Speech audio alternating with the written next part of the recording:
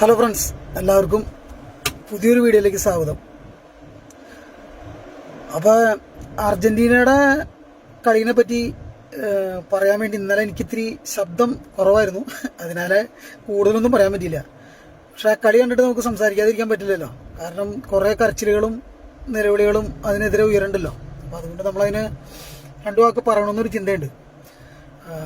പറയാനുള്ളത് വേറെ ഒന്നല്ല, നമ്മൾ എംബോളോക്ക് 44-ാമത്തെ മിനിറ്റിൽ ഒരു യെല്ലോ കാർഡ് കിട്ടി. ഇത് കഴിഞ്ഞിട്ട് 72-ാമത്തെ മിനിറ്റിൽ ഒരു യെല്ലോ കാർഡ് കിട്ടി. അതോടൊപ്പം തന്നെ രണ്ടാമത്തെ യെല്ലോ കാർഡ്, അതിനോടുകൂടെ തന്നെ ഓട്ടോമാറ്റിക്കലി റെഡ് കാർഡ്. അത് കിട്ടാനുള്ള കാരണമാണ് നമ്മൾ മനസ്സിലാക്കേണ്ടത്. ഇപ്പോൾ ഞാനങ്ങനെ പറയാൻ കാരണേ, കുറേ ആൾക്കാർ കരച്ചിലുകളായിട്ട് ഇറങ്ങിയിട്ടുണ്ട്. ഫിഫയുടെ ടീമാണല്ലോ അർജന്റീന, അപ്പോൾ അതുകൊണ്ട് ആണ് ഇങ്ങനെ അത് കിട്ടിയത്. അതിനെപ്പറ്റി നമ്മൾ പറയുമ്പോൾ റഫറിമാരായിട്ട് ഒത്തു കളിച്ചു എന്നാണ് പറയണത്. അതിപ്പോൾ ഈ കളിയിൽ അവർക്ക് പറയാൻ പറ്റാത്ത ഒരു ഇതുണ്ട്. കാരണം പോർച്ചുഗലിൻ്റെ 3 റഫറിമാരായിരുന്നു കളി നിയന്ത്രിച്ചത്. അപ്പോൾ അതുകൊണ്ട് അങ്ങനെ കൂടുതൽ കാര്യമായിട്ട് പറയാൻ പറ്റിയില്ല. അപ്പോൾ 3 പേര് പോർച്ചുഗലുകാർ, പിന്നെ സ്വിറ്റ്സർലൻഡായിട്ടായിരുന്നു മത്സരം. ഫിഫയുടെ പ്രസിഡന്റ് സ്വിറ്റ്സർലൻഡുകാരൻ, സെക്രട്ടറി സ്വിറ്റ്സർലൻഡുകാരനാണെന്ന് ഞാൻ അന്വേഷിച്ചതിൽ എനിക്ക് മനസ്സിലായത്. അപ്പം ഇതൊക്കെ വന്നു കഴിഞ്ഞപ്പോൾ വേറൊന്നും പറയാൻ പറ്റുന്നില്ല. പിന്നെ ഒരു കരച്ചിൽ കേട്ടതെന്ന് പറഞ്ഞു കഴിഞ്ഞാൽ, മെസ്സി കോർണർ അടിച്ച സമയത്തേ ഗോളി പോസ്റ്റിൽ നിന്ന് ചാടിയില്ലാന്ന്. വളരെ വ്യത്യസ്തമായിട്ടുള്ള കരച്ചില്. ഞാൻ പറയണത് ഗോളി ചാടാത്തവരാണ് ഗോളി. അപ്പോൾ ഗോളി ഗോൾ വാങ്ങിയെന്നാ പറയണത് സ്വിറ്റ്സർലൻഡിന്റെ. ഓരോ പൊട്ടന്മാർ പറയുന്നതാണ്, നമ്മൾ അതിനകത്തും ചെവി കൊടുക്കാൻ ഉദ്ദേശിക്കണില്ല. ഞാൻ പറഞ്ഞത് നമ്മുടെ പിള്ളേർ കളിച്ചില്ല, അല്ലെങ്കിൽ അർജന്റീന കളിക്കില്ല എന്ന് പറയുന്നവരുടെ മുമ്പിലുള്ളൊരു ചോദ്യമായിട്ടാണ് ഈ കളി നിങ്ങൾ കാണേണ്ടത്. കാര്യം കളീനെ ഞാൻ ഫുള്ളായിട്ട് നല്ല ഒരു ഇതാണെന്ന് ഞാൻ പറയില്ല. നല്ലതെന്ന് പറഞ്ഞു കഴിഞ്ഞാൽ കളി അത്രയ്ക്ക് മികച്ച കളിയാണെന്ന് ഞാൻ പറയില്ല. കാര്യം ഒരു 59% അർജന്റീനയുടെ കയ്യിൽ കളിയായിരുന്നു, 41% സ്വിറ്റ്സർലൻഡിന്റെ കയ്യിൽ കളി ഇരുന്നത് ബോൾ പൊസിഷൻ. പക്ഷേ അതിൽ തന്നെ സ്വിറ്റ്സർലൻഡ് വളരെ മനോഹരമായിട്ട് കളിച്ചു.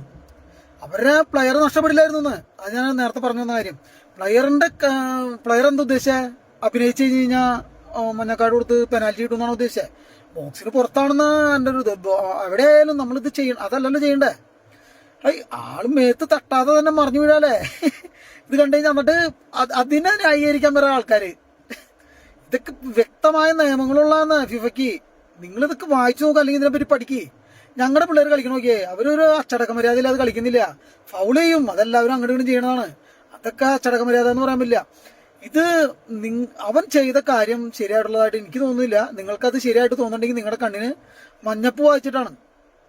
അപ്പോൾ അതാണ് അതിൻ്റെ ഒരു ഇത് എനിക്ക് പറയാനുള്ളത്.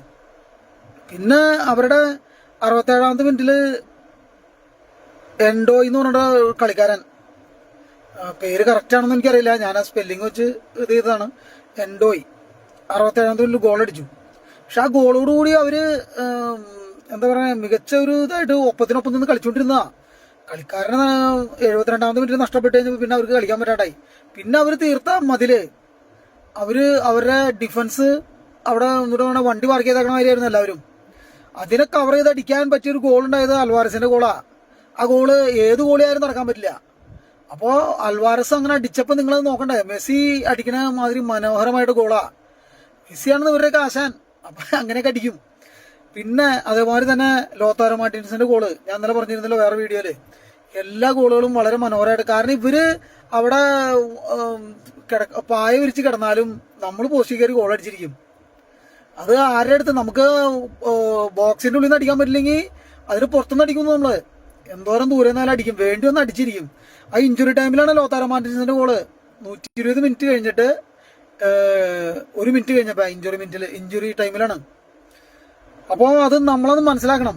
പിള്ളേർ കളിക്കുന്നേ, അത് കഴിഞ്ഞ കളി അർജന്റീനയുടെ ഇത്തിരി മോശം കളിയായിരുന്നു. കഴിഞ്ഞ കളി എന്ന് പറഞ്ഞു കഴിഞ്ഞാൽ ഇപ്പൊ സ്വിറ്റ്സർലൻഡായിട്ട് നടന്ന കളി ഞാനത് അത്രയ്ക്ക് ഞാൻ അംഗീകരിക്കുന്നില്ല എന്ന് ഞാൻ പറയാല്ല. ഞാനൊരു അർജന്റീനയുടെ ഫാനാണ്.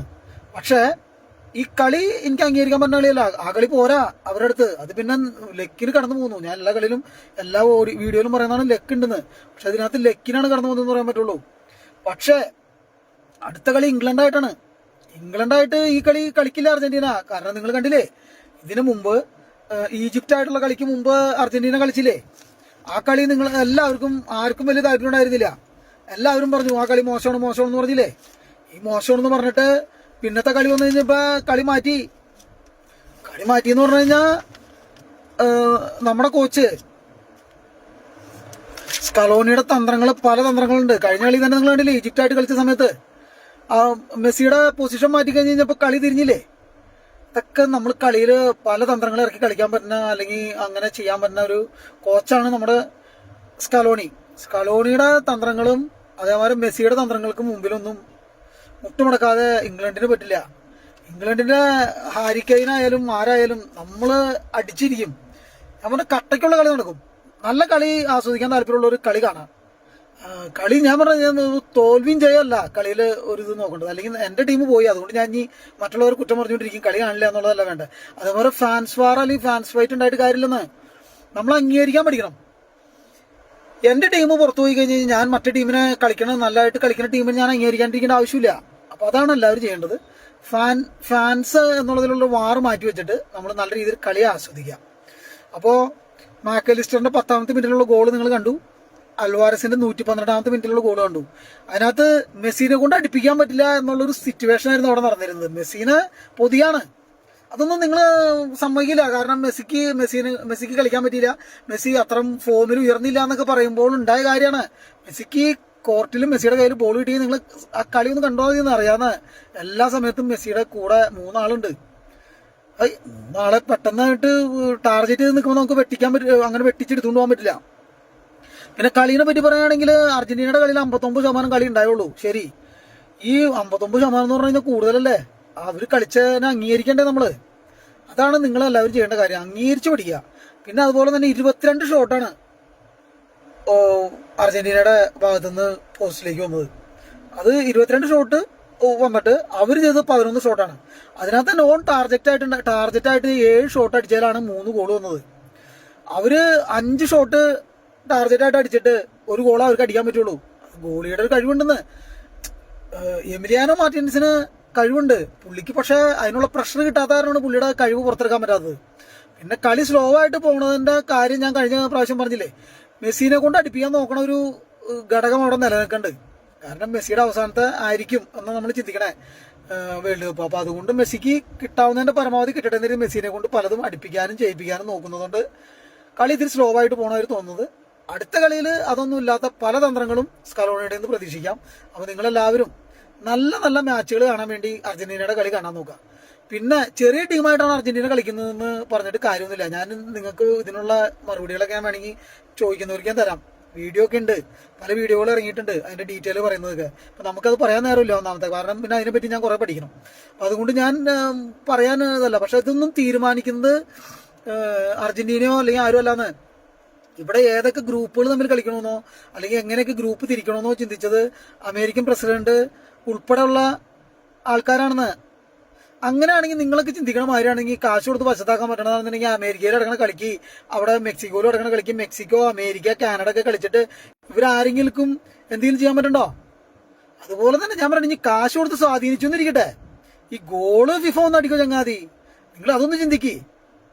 ചങ്ങാതിമാരോട് ചോദിക്കാനുള്ള കാര്യമാണ്, ഗോള് ഫിഫ ഒന്ന് അടിക്കോ? ഫിഫയിലെ ആരെങ്കിലും മെമ്പർമാരും ഒന്ന് അടിക്കോ? അല്ലെങ്കിൽ റഫറി അടിക്കുന്നുണ്ടോ? പിള്ളേര് തന്നെയല്ലേ അടിക്കണേ.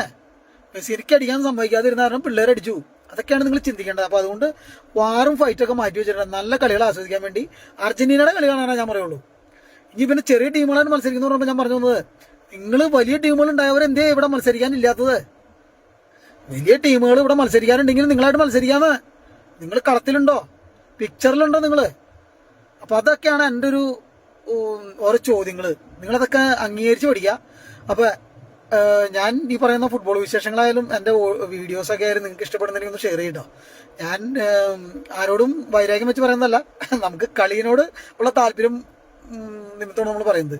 അപ്പോൾ ഒന്ന് ലൈക്ക് ചെയ്ത് ഷെയർ ചെയ്ത് സബ്സ്ക്രൈബ് ചെയ്യുക, എൻ്റെ ചാനലൊക്കെ ഒന്ന് ഫോളോ ചെയ്ത് കൂടെ. ഓക്കെ, ഇന്നത്തേക്ക് ഇവിടെ പറയുന്നു. അങ്കമാലിക്കാരൻ ജിനോയ്.